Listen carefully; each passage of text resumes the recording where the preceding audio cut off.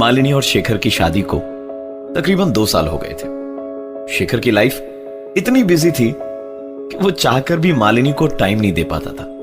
पर इस बात का मलाल मालिनी को जरा भी नहीं था, क्योंकि वो शेखर को अच्छी तरह से जानती थी और ये दोनों की लव मैरिज भी थी। दोनों बैंगलोर के एयरपोर्ट रोड के नजदीक अपने मकान में रहते थे। रोज की तरह लंच खत्म करके शेखर ने मालिनी को फोन किया।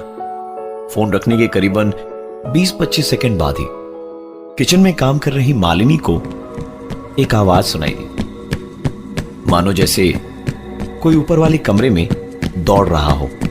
यह आवाज सुनकर मालिनी चौंक चुकी थी। वो दौड़ते हुए कमरे में गई कि कहीं कोई चोर वोर तो नहीं है। कमरे में कोई नहीं था। यह देखकर मालिनी की सांस में सांस आई और उसने कमरे की खिड़की बंद की। और जैसे ही वो पलटी, उसने अपने कमरे में एक प्लास्टिक की गेंद देखी, जो आज तक उसने अपने घर में कभी नहीं देखी थी। इस बात को ज्यादा तवज्जो ना देते हुए मालिनी ने हल्का फुल्का दोपहर में खाना खाया और उसके बाद दोपहर की नींद लेने के लिए चली गई। उसे सोए हुए कुछ ही वक्त हुआ था कि उसकी नींद एक आवाज से टूटी। यह आवाज टीवी रूम से आ रही थी। मालिनी को अच्छी तरह से याद था कि दोपहर का लंच करने के बाद उसने टीवी का स्विच ऑफ कर दिया था। दोपहर की आधी नींद से वो उठी और सीढ़ियों के रास्ते जब वो टीवी रूम की ओर जा रही थी तो यही सोचती जा रही थी कि टीवी ऑन हुआ तो कैसे, क्योंकि उसने तो टीवी बंद किया था। टीवी का वॉल्यूम देखा तो पूरा फुल था। जैसे ही उसने टीवी का स्विच दबाकर उसे बंद करने के लिए अपने हाथ आगे बढ़ाए कि उसके कानों में एक आवाज टकराई, टीवी चलने दो, बंद मत करो। मालिनी की दोपहर की नींद अचानक टीवी की तेज आवाज से टूटी। उसने जाकर देखा तो टीवी चल रही थी। जैसे उसने टीवी को स्विच ऑफ करने के लिए हाथ बढ़ाया, तभी आवाज आई, टीवी चलने दो, बंद मत करो। डरी हुई मालिनी घर के बाहर भागी और सीधा उसने शेखर को फोन लगाया। शेखर सारा काम धाम छोड़कर भागा भागा घर आया और डरी हुई सी मालिनी को अपने साथ घर के अंदर ले गया। घर के अंदर सब नॉर्मल था। उसने मालिनी को कहा, तुम बेकार में डर रही थी। तुम अगर मुझ जैसे भूत को हैंडल कर सकती हो तो फिर उससे डरने की क्या जरूरत जो तुम्हें दिखाई ही नहीं दे रहा।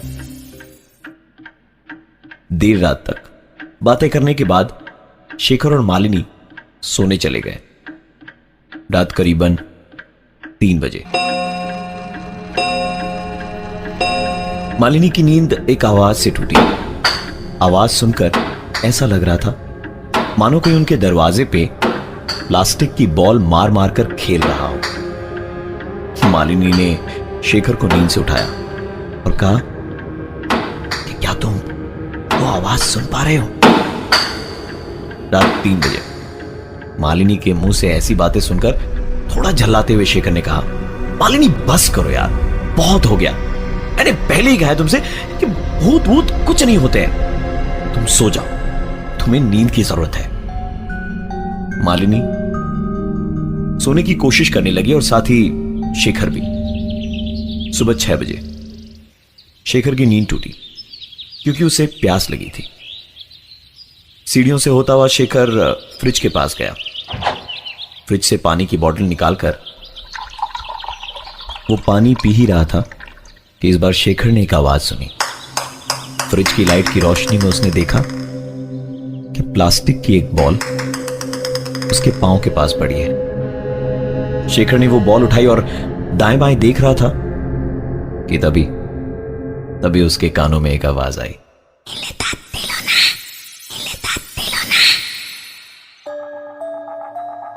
93.5 रेड एफएम पे एक कहानी ऐसी भी, प्रवीण के साथ। सुबह करीबन 6 बजे फ्रिज खोलकर शेखर पानी पी ही रहा था कि एक आवाज आई। शेखर के पांव के पास पड़ी थी एक प्लास्टिक की गेंद। शेखर ने जैसे ही वो बॉल उठाई, उसके कानों में एक आवाज। शेखर ने बॉल उठाई और हवा में दूसरी तरफ फेंकी और बॉल वापस उसके पास चली आई।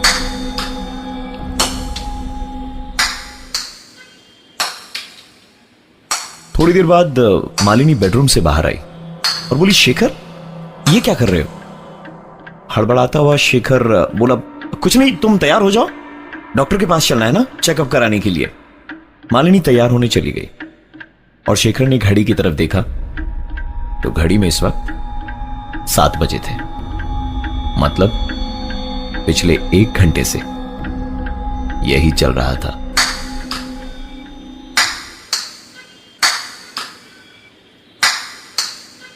रूटीन चेकअप कराने गए तो पता चला कि मालिनी मां बनने वाली है। इस खुशी में सारी बातें भुलाकर वो घर लौटते वक्त बाजार से खिलौने, कपड़े, पालना, बहुत सारी चीजें खरीद कर ले आए। आज का सारा दिन खिलौनों को सजाने और चीजों को इधर उधर करने में ही निकल गया। मालिनी काफी थकी हुई थी, इसलिए उस रात उसे बहुत ही सुकून की नींद आई। अगले दिन सुबह शेखर ने भी उसे जगाया नहीं, खुद ही ब्रेकफास्ट बनाया और घर से निकल गया काम के लिए। मालिनी तकरीबन 9 बजे सुबह सोकर उठी। ब्रेकफास्ट करने के लिए मालिनी नीचे गई और ब्रेकफास्ट करके सिंक में जैसे ही वो प्लेट रख रही थी कि एक आवाज।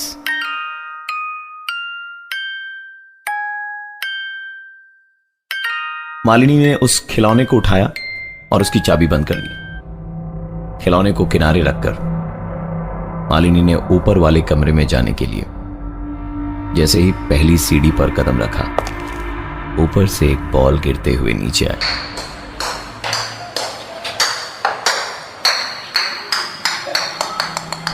ये बॉल उसके पैरों के पास पहुंची और साथ ही उसके कानों में आवाज।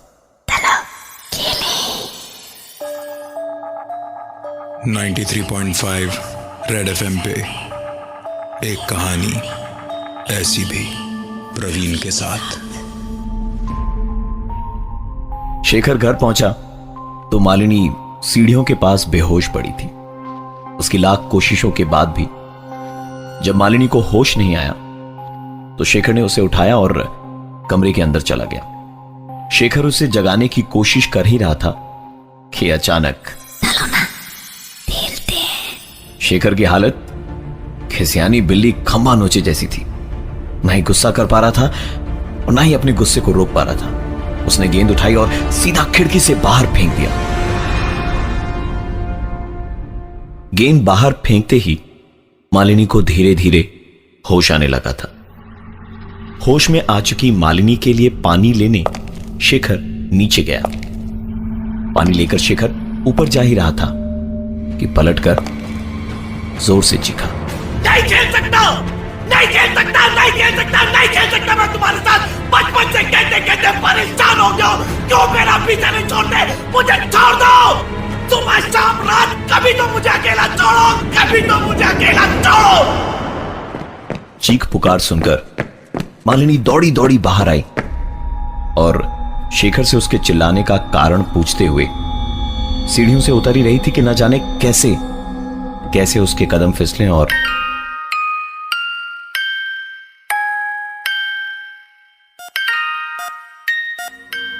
मालिनी की आंख खुली तो वो अस्पताल में थी। सामने था एक बुरा सच कि मालिनी के मां बनने का सपना टूट चुका था।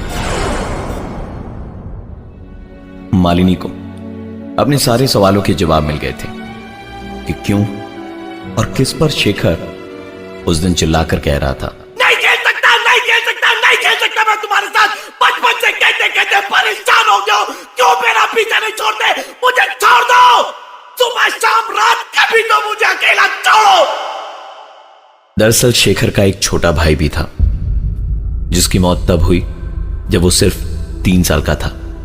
प्लास्टिक की गेंद से खेलते खेलते उसके पैर छत पे फिसले और वो सीधा नीचे जा गिरा। शेखर को उसका ये भाई बहुत दिनों तक दिखाई दिया।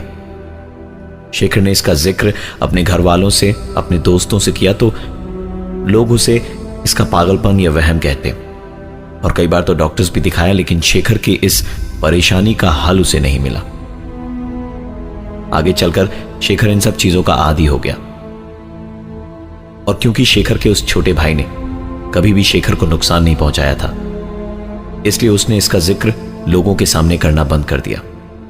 यह बात शेखर ने मालिनी को भी बता रखी थी, पर शेखर का वो छोटा भाई इस तरह से वापस आएगा उनकी जिंदगी में, यह उन्हें नहीं मालूम था तब जब मालिनी की कोख में एक नई जिंदगी थी। आज इस बात को करीबन 2 साल हो चुके हैं। मालिनी और शेखर की एक बेटी भी है, लेकिन आज भी मालिनी अस्पताल से डिस्चार्ज होने के बाद उस पुराने घर में बिताए गए आखिरी 1 हफ्ते को भुला नहीं पाई है। उस घर में बिताए आखिरी 1 हफ्ते की सिर्फ एक ही बात मालिनी को आज तक याद है, और वो थी, भाभी, इस घर में सबसे छोटा मैं हूँ, मुझसे छोटा कोई नहीं है।